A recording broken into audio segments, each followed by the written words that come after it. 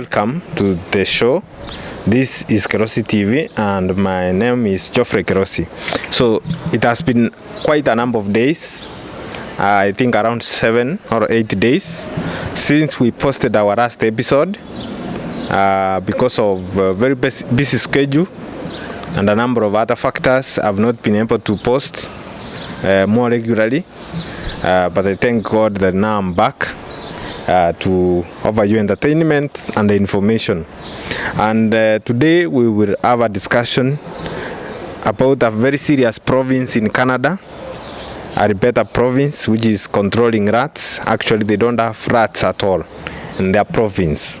And this is very interesting considering that big cities like Nairobi, we have plenty of rats everywhere. If you go even to the CBD, some places, you will see rats running in the trenches and you will be surprised. So that is why we are discussing that today, to see how control of rats can help our economy. And we are talking about the Canadian province of Alberta, whereby the Guardian reported that they don't have rats. In fact, they can count. And most of the rats which go to Alberta, they come from other places, other neighboring states from America and others. So the Alberta province is now rat-free, meaning there is no rats in that province at all. And it is the world's only place without rats. And as you know, rats, even if we post this episode and go around here, we might be able to see rats. But a country, a whole province, doesn't have rats at all. So this is thanks to skilled pest controllers, those guys who control pests. They use various methods to make sure that rats are not in that country. One of them is Phil Merrill. Phil Merrill receives calls from all over the globe, from various countries, people trying to inquire how did they succeed in making sure that Alberta province of Canada does not have even a single rat. And they even have a budget for it.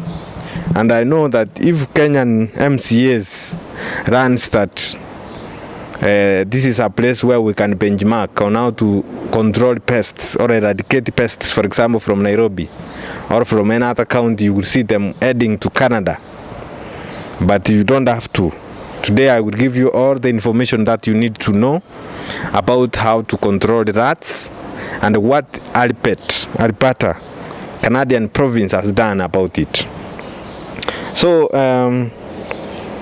according to this Phil Merrill, one of the officers who was employed around 1971 in Alberta to work in controlling rats, he has been working in that department for over 50 years now in the battle to lead to the rat-free jurisdiction.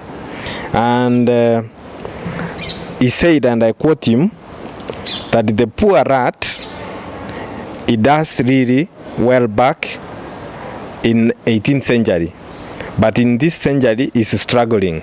So that's according to him. He's saying that rats are struggling in their province.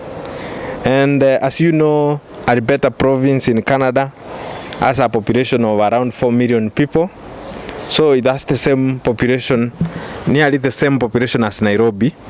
But they are really doing very well in terms of controlling pests such as rats. And he says that we don't have any rats, but everyone keeps sending us the damn rats. Guys come in from holding down in Palm Beach. They come home with their trailer and bring a rat. Or the produce truck comes from who knows where, and they are unloading it, and the rat jumps off. So we actually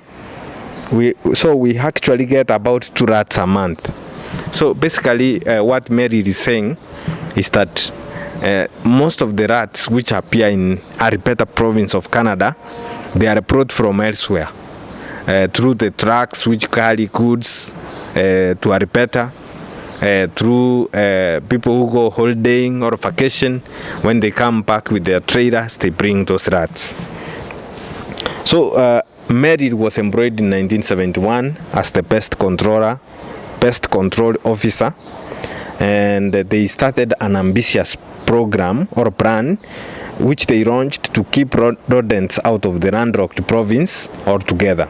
So their aim right from the beginning was to keep Alberta Province rats free, and which it is now. How do they do it? Number one, they ask the population or the residents of Alberta to kill the rodents on sight. So immediately you see the rats, just kill it. Kill the rodents on sight. Number two, the pet rats were banned. Pet rats were banned, meaning you are not allowed to keep rats as pets. It is surprising that some people from other parts of the world keeps rats as pets. Hata kama hakuna another thing to be kept as pets, then, but for them they do. Then they do regular inspection around the province. So 3 ways: kill the rodents on sight. 2, pet rats are banned from Alberta Province. Number 3, regular inspections to make sure that there are no rats in the province. And in 2015, the province launched a hotline, that is number 310,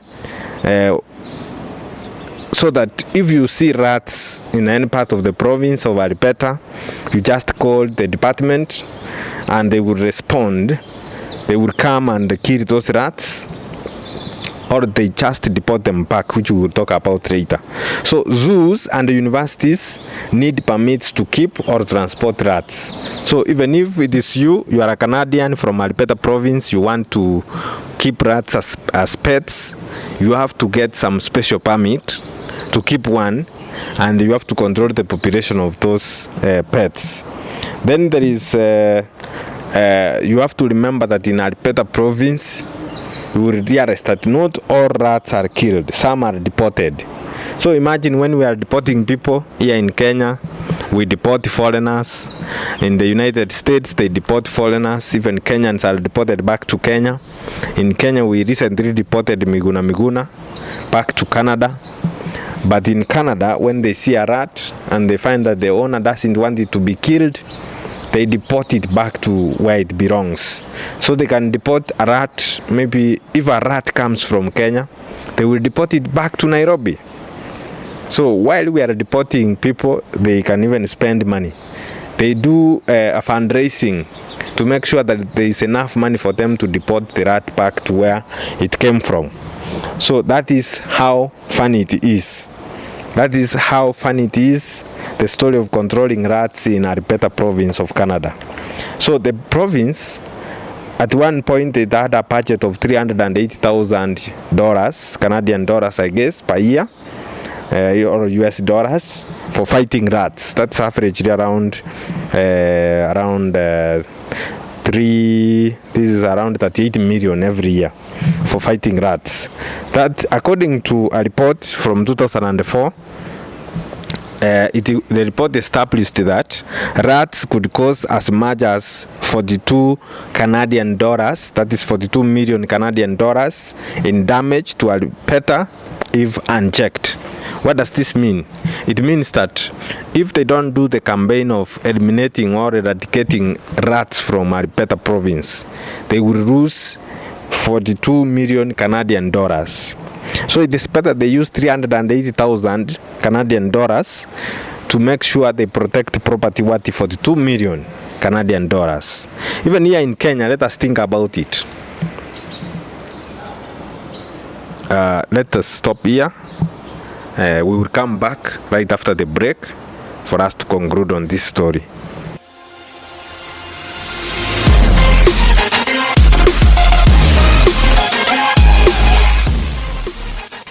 So basically, rats can be very destructive. In Kenya, we don't have estimations on how much rats can cause damage, or how much damage they can cause in monetary form. This has not been done, no research has been done here in Kenya, but we know what they are able to do. In villages, we know that rats, they have eaten people's food from the store. They eat clothes, they eat books, as you can see in some of the videos, or as you know from your own homes. We have several homes even here in the city where rats are common in most homes. So they have either to keep cats to control those rats, but in some other times you find that those cats we have here in the city, they do not have the skills for them, the hunting skills for them to kill those rats. So you find sometimes you use poisons. There is a poison called rat-rati, which kills those rats. But you know, when the rat dies and it is hidden somewhere, maybe in the ceiling board, it is very difficult for you to locate it and throw it away or dispose it. So rats are a big menace, even here in the city, even in big estates, even in Runda, in Krereshwa, in Kirimani. We can't talk about the informal settlements. Rats are everywhere, and the damage they cause to us are immeasurable. Therefore, investing in eradicating these rodents from our city is a big thing that we should try to do. Our policymakers should allocate some money to make sure the city is clean, the rats are eradicated. Because if you have rats in the house, they hit your certificate, for example, your high school certificate or your KCPE or your university or other qualifications, you know, you will have again to spend money replacing those documents. And I don't know why they like books and paperwork. They chew them so much. So let us all come together and make sure that we push our county government, our national government to invest money on fighting rodents because of the kind of economic destruction they do to our homes, to our offices, and to any other places where those rats are found. Thank you very much for tuning in to Kerosi TV.